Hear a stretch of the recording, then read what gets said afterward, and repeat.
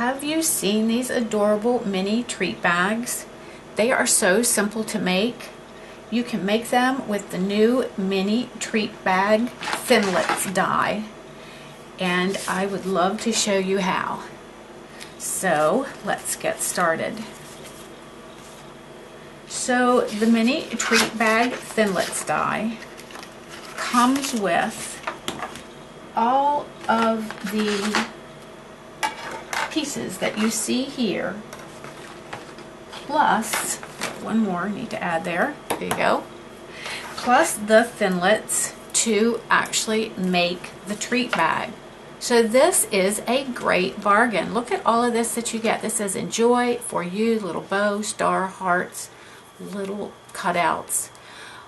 This I think is to mimic washi tape. So I am just loving this, and I love giving little mini treats, and the mini treat bag is an excellent way to do that. So let me show you how this works. You're going to start out with two pieces of designer paper, one 6x6 and one 6x3. This designer paper is actually from our free celebration pack. I think it's called the Best Ever Designer Series, Best Day Ever Designer Series paper. So I'm going to need my Big Shot, and preferably if you have one, you will want to use your magnetic platform. Okay, let's get this where you can see it and zoom out a little bit. Here we go.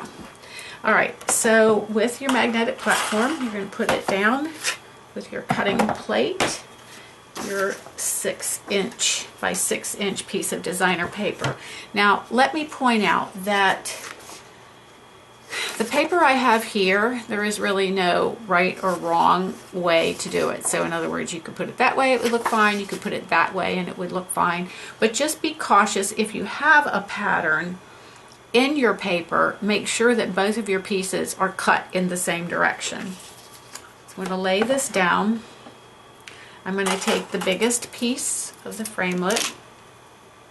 I'm going to lay it with the, okay, should show you this. So there's like a little raised edge on one side of the framelit, and it's completely flat on the other. You want the little raised edge to go down on top of the paper.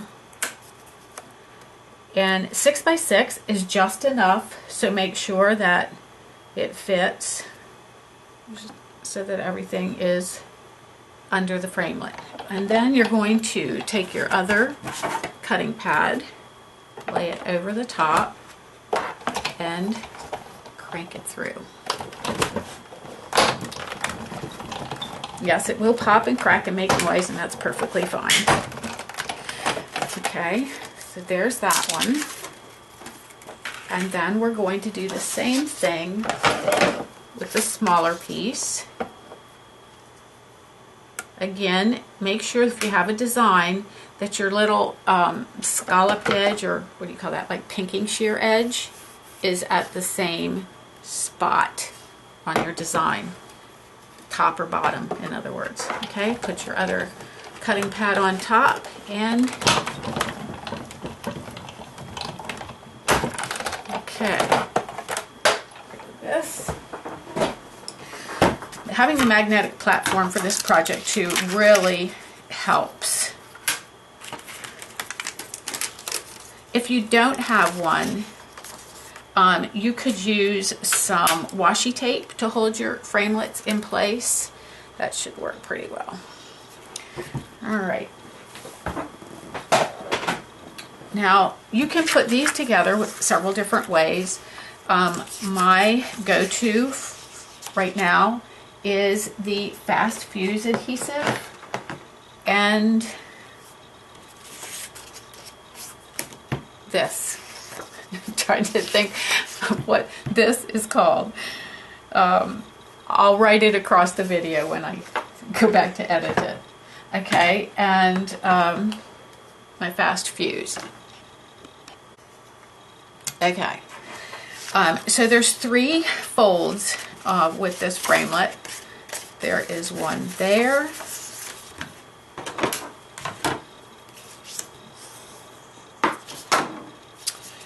One at the bottom.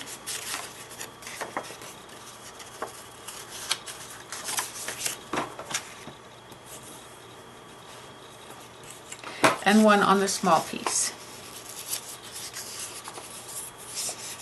Okay, so the way I put mine together is I take that small piece and I run my fast fuse down that edge. And don't forget to check it at the end so that it your fast fuse, actually let me show you that one more time. So well, we'll put this together first. Okay, and then you're going to want to match these up. You want this bottom piece with the score line. Let's see if I can't get this in here better for you. There we go. Okay, and then you're just going to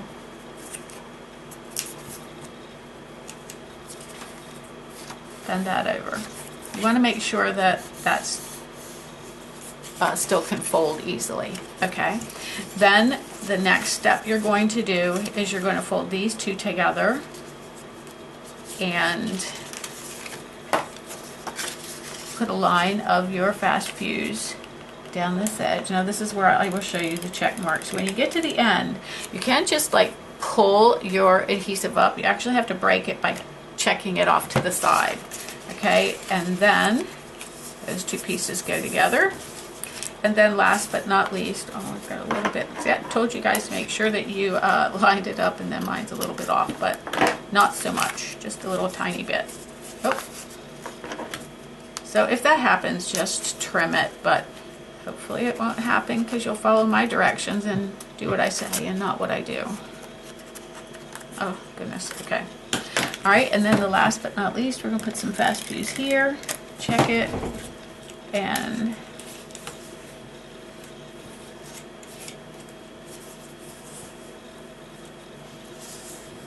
bend that over. Love it. Okay, now I'm just going to reinforce that fold mark with my bone folder. And there's the bag. Like, how cute is that? And how quick. It was so fun and so quick. Okay, so now I'm just going to decorate it. We're going to actually do it like this one. So I actually have a piece that is already stamped, ready to go. Okay, so the stamp set that I used to create this is called Love is Kindness. And it's a single stamp, and it's available in the Many Occasions catalog. So I stamped it using the Memento black ink, and then I colored it using a blender pen, the Calypso Coral ink. Get some up in the lid, so I've just put a little bit of ink in the lid. You can use that with a re-inker or just by squishing the top and bottom together. Then for the stems, I used the Wild Wasabi marker, and for the leaves, I used the Pear Pizzazz marker. Okay, so we're all ready to go. So we start by doing this.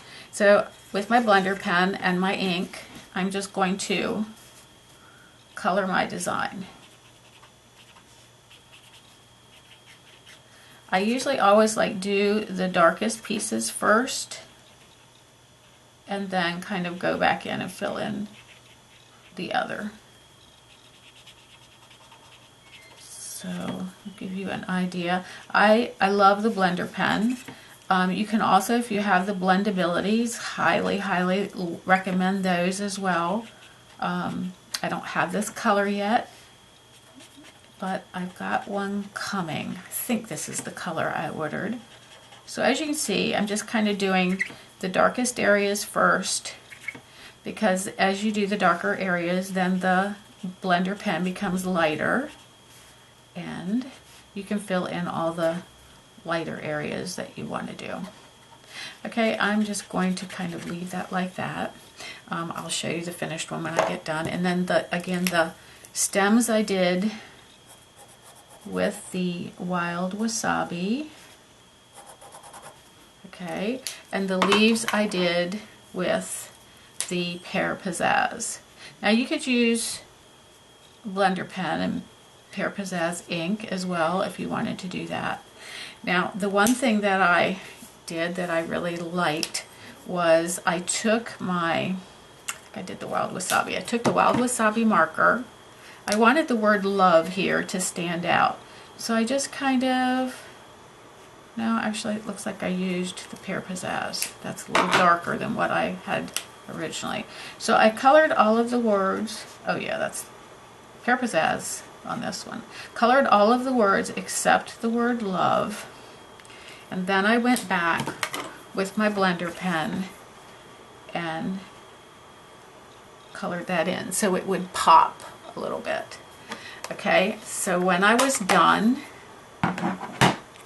I came up with, oh, I thought I had one all colored and ready to go. Oh, here it is. Okay, so it looked like this.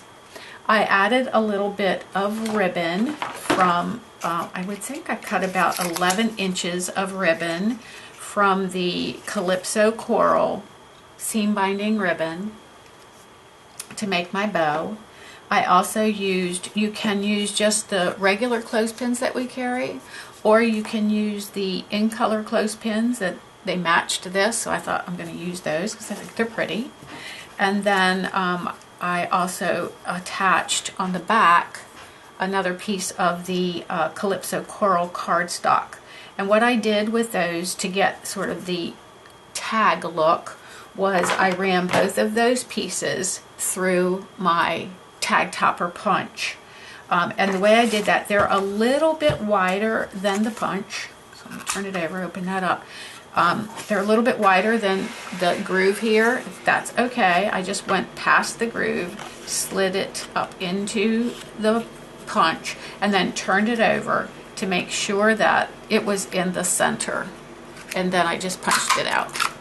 Now, when it's a little bit wider, what'll happen is you'll have a little tag thing up here at the top, but just trim that off. And actually, probably wasn't quite in the middle because I should have had one of those on each side, but you get the idea. Okay, I did that with both my white as well as my Calypso Coral cardstock. And then just to put it together, I simply took this back and used the clothespin to put it all together. You can put some glue dots on the back of your bow. I would suggest doing that. And then I also suggest putting just one glue dot between your layers here to keep them from just going together, and then you wouldn't be able to see the piece on the back. So just one little glue dot, a little askew here. And then you can also add a little sentiment to the inside if you want, to match the design on the front. Or you could tuck a little candy in there, a gift certificate, just a small gift, whatever you might like. And so there you have it, the mini treat bag. I hope you liked this video. I hope you'll come back and watch many more with me. Again, my name is Carolyn Serviss with o2bstamping.com. I am at your service, so feel free to leave me any comments or questions that you might have, and have a wonderful day.